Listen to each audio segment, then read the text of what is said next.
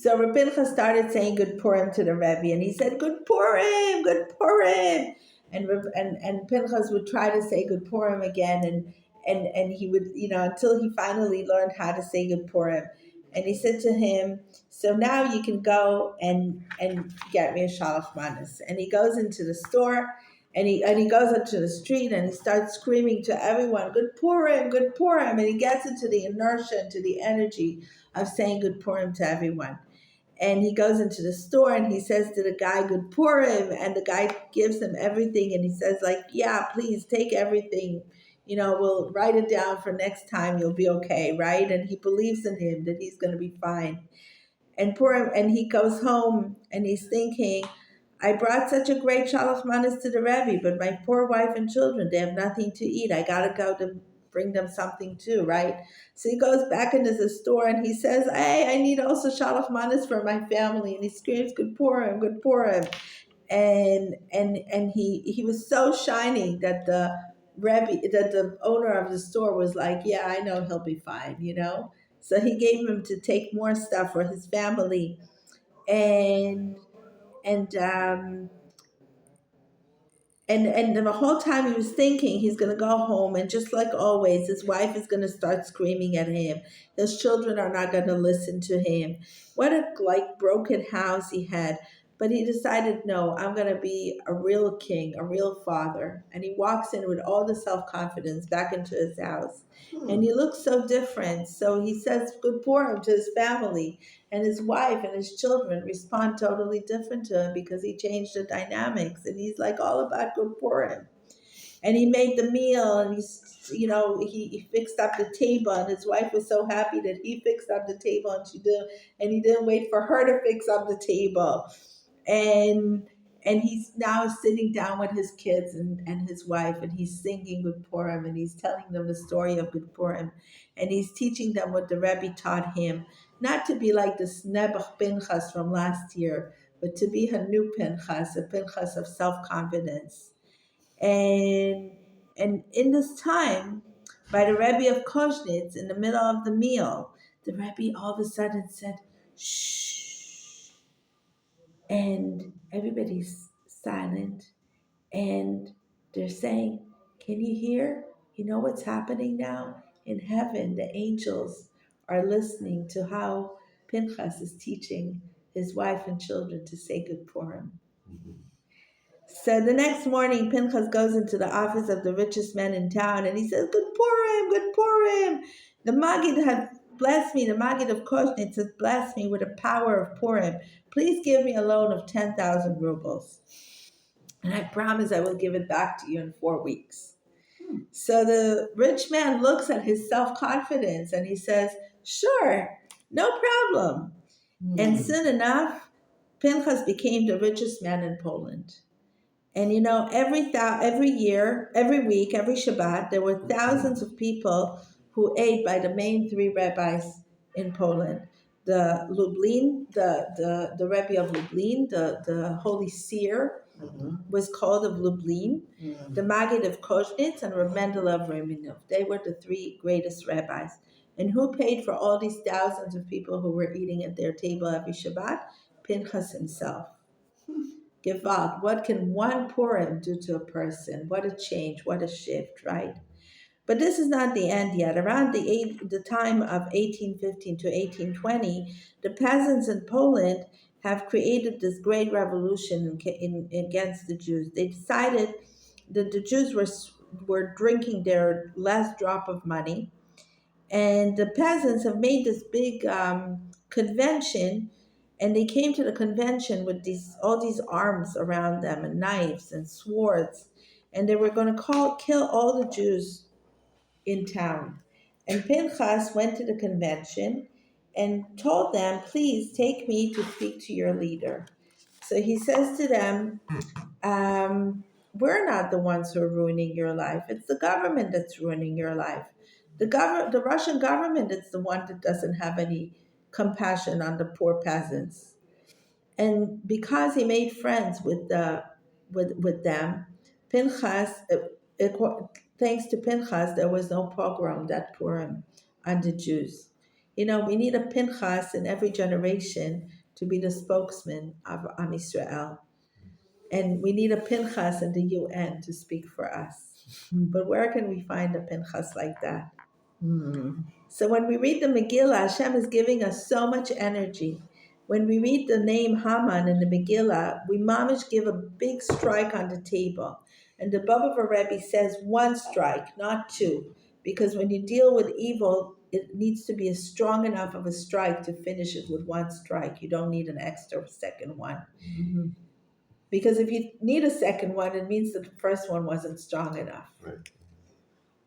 And it means also that Amalek has taken away your self-confidence, right? I mean, look at us now with Gaza, right?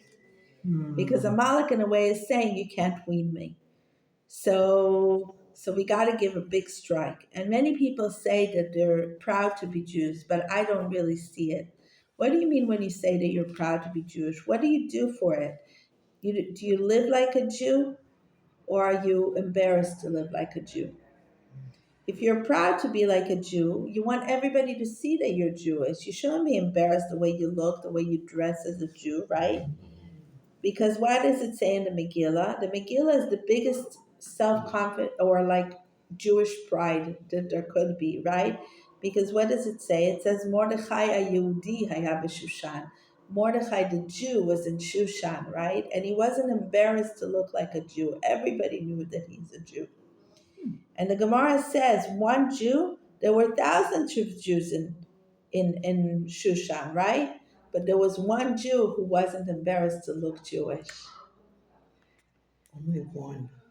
So l'chaim. You know why so many times we feel like Hashem isn't helping us? Because we really gotta ask ourselves: are we getting out of our minds when we do feel Hashem helping us? Do we allow ourselves to see the miracle, to see how Hashem had come forth in a situation? And how much we feel that we need Hashem when we don't see Him in the situation? Do we allow ourselves to experience this dichotomy of feelings of saying, "Wow, Hashem, I really need you," and then saying, "Wow, Hashem, thank you for being there," right? So in a way, we're like a little bit, some people are very much in the Hashem, I really need you. Some people are in the Hashem, thank you so much. For some people, it's both and also everything in between on the spectrum, right? But we really got to ask ourselves, where am I? Am I a little bit only here or only there, or all the time with Hashem, right? So when I'm a little sad and Hashem is helping me, right? Or let's say I have a headache, I take an Acamol, right? Do I feel that it was Hashem? Do I feel like it was the Acamol, the Advil, right? Whatever. So it's like I really got to learn to feel Hashem in the situation and not the Advil, right? Not any kind of Advil that we take for any of our issues. So we really got to take notice. We really got to look at it and appreciate the wonder of Hashem showing up, right? The magic. To really come out of myself. Let's say I have a big business, like a bank that is worth, I don't know, whatever, hundreds of millions of dollars, and I need a great loan to expand my business, right? Somebody gives me a loan and I tell him thank you, right? But if I'm really at the bottom of life and somebody helps me out, then I really appreciate it, right? It's not like, oh, I'm already a great businessman, right? But then somebody gives me a little extra, so I'm like, okay, so I can live with it or not, right? But let's say I don't even have a piece of bread and somebody gives me a piece of bread, right? So I'm really like, wow, I could have died now. I was so hungry and somebody gave me a piece of bread, right? Mm-hmm. So we know that Purim is higher than Yom Kippur. Why is it? Because on Yom Kippur I make tshuva. It's on Yom Kippur. It's on Purim that we say the story of the fasting and the cry of Am Yisrael. On Yom Kippur we don't discuss the cry of the fasting. It's on Purim that we discuss the cry of the fasting. right? Because on what were we doing on the fast of Esther? We were crying. On Yom Kippur, are we crying to make tshuva as much as we're crying because we want to live? We really got to ask ourselves, right? Like, where is my heart? When I have a desperate situation, right, then I really cry. Do I cry with the same passion when I made a mistake, when I'm wrong, when I hurt somebody, when I need to make tshuva for something, right? So that's the difference between Purim and Yom Kippur. One of the differences. I never really thought about the fast. The reason for fasting is different on Purim than it is for Yom Kippur. Right. On Yom Kippur, it's one of 5 things that you're supposed to do in order to be able to be elevated through prayer during the day. But for Purim, it was like preparing for it was like a life and death situation that Esther asked the Jews to fast to help elevate her so she could go in and do what she needed to do. What was I would say a bit differently. I would say that on Yom Kippur, we are kind of like showing to Hashem that we want to be a little bit more like angels. Okay. On Purim, we're uh, showing to Hashem and to ourselves how much we're willing to do in order to survive the situation. And on Yom Kippur, we fast one day. Before Purim, in the times of Esther, now we fast one day, but back then they fasted 3 days. Right, I remember. Right? That's what she asked for. So this is what After the festival or before? Before. Wow. Before she went into. But it was a year till the miracle of Purim actually happened. Right. So it's like, how much can you not eat? But when it's life and death, you'll do anything. True. Right? Wow. For your spiritual elevation, if I'll tell you now, go and sit and meditate for 3 days. Right. Because you want spiritual elevation. Right. So I can do it, I cannot do it, Right. But if I tell you it's your life or death, then you'll do anything. True. Right? Wow.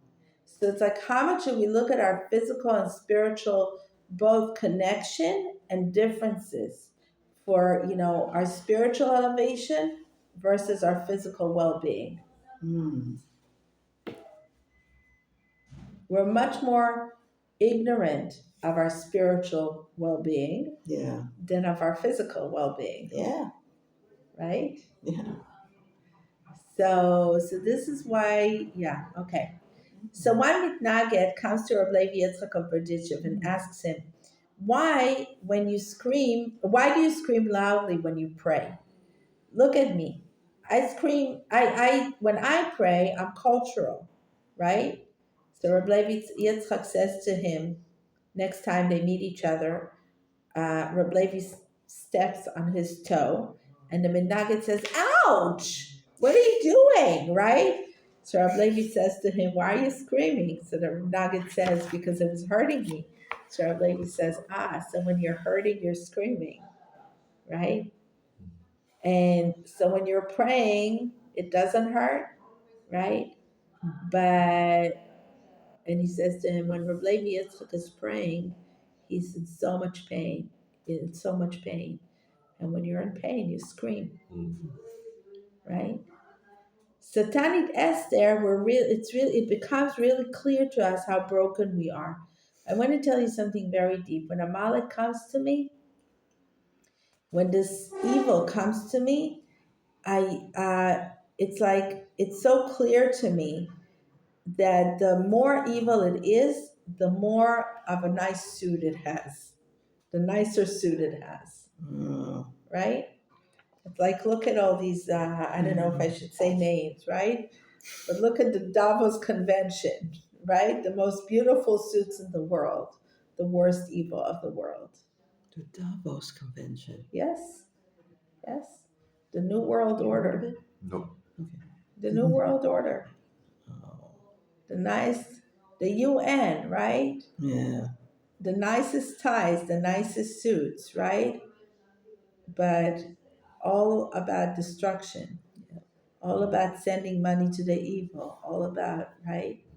Yeah. So there are so many people around the world today who are ready to destroy the world, and they look very civilized, right? They wouldn't eat with their hands because it's not cultural. When the Germans were telling people to go into the gas chambers, they actually were saying "Dankeschön," please come in, and they were doing it with all the politeness in the world. They never gave out the word please. So maybe once upon a time, an evil person was someone who was walking around with a knife, and he didn't say please, for killing you, right?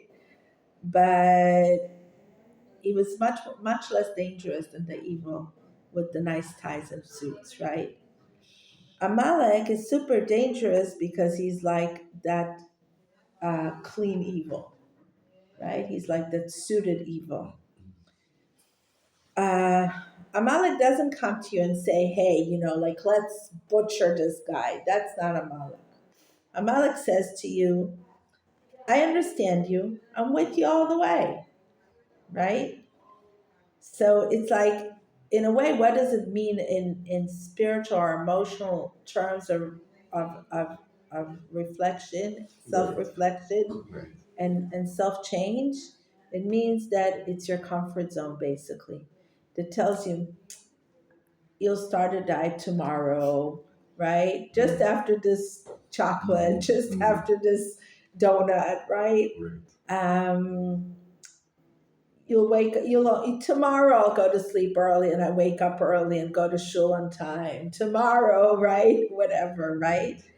So, so it's like it talks to you in such terms that you feel like he's your friend instead of your enemy, right? It's like I heard there's this psychiatrist, Dr. Amen.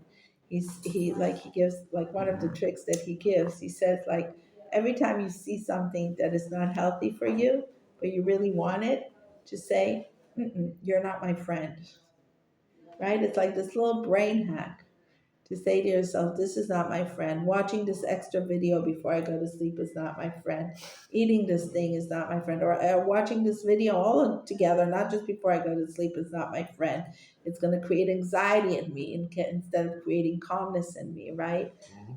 What are you, my friend? Anything that I want to, like in Parsha Shoftim, right? We say Shoftim v'Shotrim titen lecha b'chol. I think it's in Parsha Shoftim. We say Shoftim v'Shotrim titen lecha b'chol. Put armed people on your gates. What are your gates? Ears. Ears, nose, Nose. eyes, right? Yeah. Watch what you listen, watch what you eat, watch what you hear, watch what who you converse with, what kind of videos you watch, etc., etc.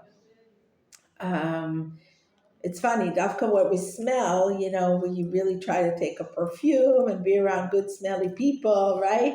But this is like I don't know, maybe the least dangerous thing in the world, right? Even though they know today that, by the way, for example, rosemary, smelling rosemary, not even eating it, just smelling it, improves your cognitive skills and can reverse dementia and Alzheimer's even. So smell is also very important, but we don't, but those things of listening, talking to people, hearing people, watching things, how much do we actually choose? I see people, when after the October 7th, I went to visit one of the grandmothers who lost her grandson, and she wasn't completely cognitively together to figure it out yet that he's dead. They were hiding it from her. But the television with the news, on the first day of October 7th, it was all the time repeating again and again and again. I sat by her for, I don't know, an hour or two. And the whole time I was sitting there, they basically said the same thing over and over and over again. And they, for some reason, believed, and she was very cognitively together.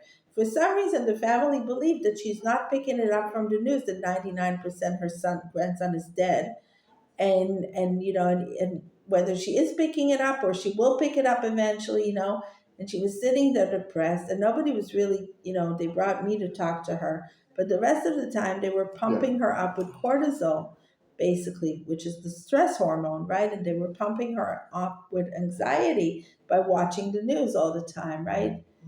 And then they said, I said, I actually went there with another psychologist. We were sent by the area. And at some point, one of us said, well, why not try to put something else on television, right? And they said, well, she loves watching the news. So we asked her, Grandma, do you love watching the news? And she said, nah. So is there anything else you want to watch? Yeah, that would be a great idea. So all of a sudden, like with a simple remedy, her emotional state of mind started shifting just from not watching these horrific news 24/7, Yeah. right? So we don't even pay attention how our state of mind changes to the better, to the good from what we get into our system, right? That's why I won't get a TV. But we do the same with YouTube, right? Watch the news on YouTube. The news or whatever it is. Yeah, basically. Or a horror movie or even a romantic movie where we don't have romance in our lives. And it I makes find us that uplifting. okay. If you find it uplifting, great. But Yeah. sometimes, It's we depressing really to some people. we have to notice, what does it do to me? Am I Yeah. watching something that is being emotionally healthy for me? Am I or not? Yeah, very true. Right? Yeah. So this is what the Amalek is. The Amalek comes from the back door and tells you, yeah, watch the news, watch this thing now, when it's not really going to make you emotionally healthier. And So at the fast of Esther, all of a sudden I realized that Amalek is not my friend.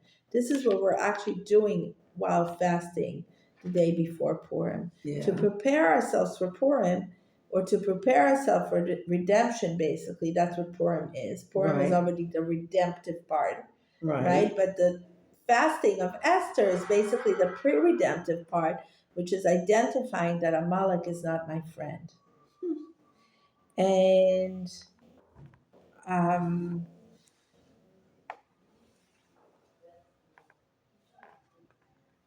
I'm skipping a little bit here. Um, so now we have to ask ourselves, right? The Mishnah says, "Su merav v'aseh tov." So okay, so we identified what is not good for us. Now we have to identify what is good for us, right? So it's like, okay, so you figured out. It's like I was saying, like at least, even when I was a child, I still remember, and even a young adult, I remember, everybody were walking around with a book, right? Now everybody walks around with their phone. And we don't feel like how, like the phone is controlling us, right? So how much we're avoiding bad and how much we're putting good into our lives, right? So that's I already figured out. I actually heard today, I asked for somebody's number and they told me they don't have a cell phone. And I was like, I'm so jealous of them, Like the smartphone has completely taken over our lives, right? Okay, so let's say I don't have a cell phone, or I do have a cell phone, but I decide to put it on sleeping mode for a few hours, or at least a few minutes, an hour, whatever, a few hours a day, I don't know what, right? How do I fill up my time, right? So I want to learn more Torah. I want to meditate more. I want to pray more. I want to be busy with creativity. I want to be busy with giving to people. I want to be busy with doing good things in the world, right? Creativity is actually one of the best scientific ways in our days to change our state of mind. So, so I have to choose what I want to do with it. Um, And we know how it feels by how we feel on Shabbos without having a cell phone. Right. But many people do find it on Shabbos a little bit, depressing and whatever. Why? Because there's like all these don't do's, and then what do I do? So also on Shabbos, your Shabbos last, like what are we saying on the Kiddush? La'asot et Shabbat ledorotam, to do Shabbos for the generations to come. Right. How do you give over the Shabbat to the next generation? By enjoying it. How do you enjoy it? By putting in stuff that makes you enjoy Shabbat. If it's Yeah. only don't turn on your television, don't do this, don't do that. So your Shabbat becomes very empty. All these things that you do during the week, all of a sudden you feel they were taken away from you. So you feel a little bit not so together. But if you know what you're doing on Shabbat and you fill up your time with positive stuff that makes you happy, so you're doing the Shabbat, right? It's like it's a Yeah, totally different. If you know that you're inviting guests, if you know that you have to cook for Shabbat, if right. you know already on Friday you get into this positive mode Yes. from cooking for Shabbat, or maybe even on Thursday, right? Then on Shabbat itself, you know that you'll be singing and learning Torah and meeting with friends, so it fills up and going to shul and, maybe having a kiddush in shul, it fills up with some sort of positive actions, right? For me, So, we listen to Miriam give a class. um, We see everybody we know walking past us on the Tayelet.